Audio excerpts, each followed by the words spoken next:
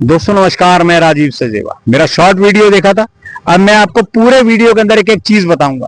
ये बात कालका से नहीं है, ये बात पूरे हरियाणा की है, पूरे हिमाचल की है, दूर दूर तक की है।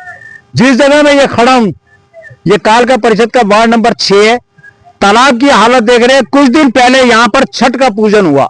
साहब, सरकार ने 15 जनवरी 2025 की अपनी मीटिंग के अंदर कहा था, कालका परिषद की मीटिंग में, कि हम 2 छठ पूजा के तालाब तैयार करेंगे। आज 29/10 को जब मीटिंग हुई, 1.5 महीने के बाद, तो कहीं कुछ जिक्र नहीं है, कोई लेना देना नहीं है। और ये जो तालाब इन्होंने तैयार किए, ये किए, या छठ पूजा की गई, और सफाई आप देख रहे हो कितनी बेहतरीन सफाई है। सबको सफाई चाहिए। मैं निवेदन भी करूंगा सरकार से भी, और कहूंगा उन लोगों से भी जो सरकार से ये कहते हैं कि तालाब साफ करके दो। आपने जब इस गांव के लोगों का ये तालाब इस्तेमाल किया, क्या आपने इसको सफाई करने की कोशिश की? नहीं। सरकार से हक मांगते हो तो इसको साफ करने का भी अधिकार आपका है। ये काम मेरा नहीं है, ये काम एमसी साहब का नहीं है कि आगे इसको साफ कराएंगे। आपने यहां पूजा की, आपको साफ भी करना चाहिए। अगर आप पवित्रता चाहते हो तो कुछ 2 कदम आप लोगों भी आगे बढ़ना होगा। हर काम हमारे से नहीं होगा। और सबसे बड़ी बात, आज हम जिस मुद्दे पे बात कर रहे हैं, एक नई सीरीज शुरू कर रहे हैं। वो सीरीज ऐसी है जिसके अंदर पूछा जाएगा 9.5 महीने के बाद जो मीटिंग हुई, उसके अंदर आपने क्या कमाया, क्या दिया और क्या लिया। 15/10 को जो मीटिंग हुई थी, उसके अंदर एक भी सवाल एमएलए साहिबा के द्वारा नहीं रखा गया था।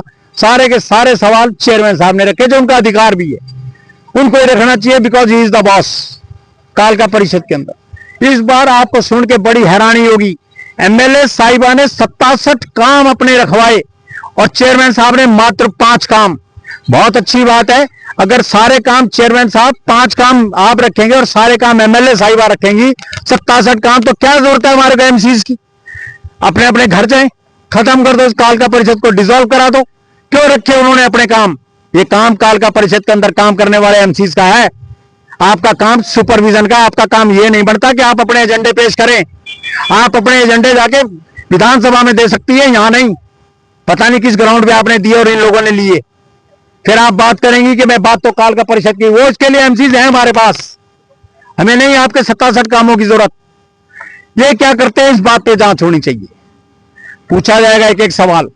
5 जो काम रखे चेयरमैन साहब ने, चेयरमैन साहब कहते हैं पेपरलेस करेंगे।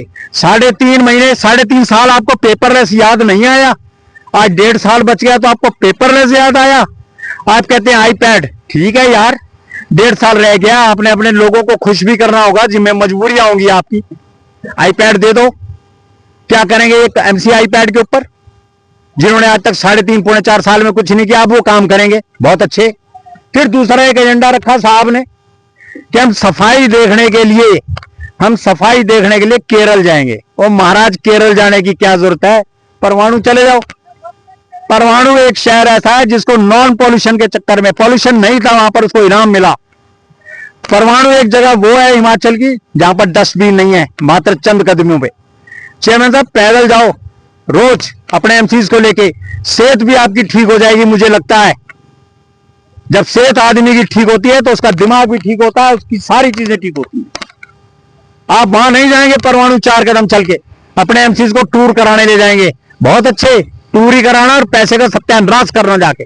परवाणु चलने में क्या आफत आती है? परवाणु जाके देखो। आप तो कमी नजर आती हो तो बताओ।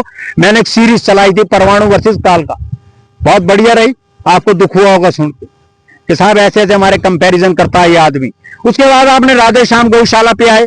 बहुत अच्छा प्रयास है राधे श्याम गौशाला का कि हम नंदी रखेंगे, हमें जगा दो। पर तो दूसरी गौशाला, उसके बारे में वहां क्या बात है? क्यों नहीं मांगते आप उनसे हिसाब? क्यों नहीं मांगते? आपको हिसाब उनसे भी मांगना चाहिए। वहां नहीं जाएंगे, क्यों नहीं जाएंगे? और चौथी बात, आपने एक एजेंडे में रखा कि जुलाई से अक्टूबर तक कूड़े का पैसा माफ। महाराज, जो 4 महीने का पैसा, अप्रैल मई जून जुलाई, अप्रैल मई जून 3 महीने का पैसा लेंगे। मैं पूछता हूं कालका परिषद के प्रत्येक निवासी से, क्या 3 महीनों में, अप्रैल मई जून, इन 3 महीनों में आपके घरों से कूड़ा उठा? अगर उठा बहुत अच्छी बात है, नहीं उठा तो फिर हम क्यों पैसे दें? क्यों दे पैसे? बहुत बातें हैं। कल से एक कैलकुलेशन निकाली जाएंगी। हर वार्ड के अंदर 3 या 4 वार्ड के लोगों को वार्ड में जाया जाएगा, देखा जाएगा। इन चीजों को ले जाके एमसी साहब से पूछेंगे हम लोग कि महाराज पहले भी 7 काम दिए थे, पूरे 10 महीने में 7 काम हुए नहीं आपसे, फिर आप लेके के खड़े हो जाते हो किस ग्राउंड पे? एमसीज आप टाइम देंगे, बहुत अच्छी बात है, नहीं देंगे कोई दिक्कत नहीं। ग्राउंड हमारे पास पड़ी है, जैसे आज इस ग्राउंड को दिखा रहे हैं ऐसे सबको दिखाएंगे। बात आज टिंकू जी की बात यूं नहीं करूंगा मैं इस ग्राउंड पे कि मैंने उनसे बोला था कि साहब ऐसी हालात है, तो उन्होंने बोला था मैं आपको बाइट दूंगा। आप रिकॉर्डिंग करो, जिस समय आप ये सीरीज शुरू करोगे, जब आपका दिल करे मैं अपने वार्ड के लिए बोलने के लिए तैयार हूं।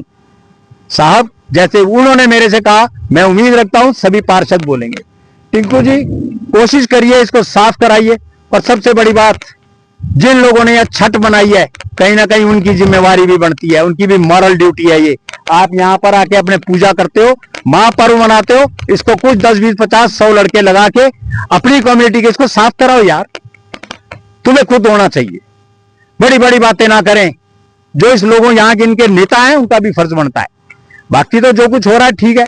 मैं फिर बार बार कह रहा हूं, 67 सवाल किस ग्राउंड पे, 67 बोले तो 67 एजेंडे किस ग्राउंड पे एमएलए साहिबा ने रखे, और 5 उन्होंने क्यों रखे? चेयरमैन साहब ने। एमएलए साहिबा अगर सारे काम अपने एजेंडे पे करा लेंगी तो हमारे को एमसीज की और चेयरमैन की जरूरत नहीं है। इनकी जरूरत है खत्म, डिसॉल्व करा दीजिएगा। मेरी सरकार से एक निवेदन है मेरा, आप अपना काम करें, हमारे को हमारा काम करने दें। एमसीज अपना काम करेंगे, आप अपना पक्ष विधानसभा में रखें तो बेहतर होगा। धन्यवाद।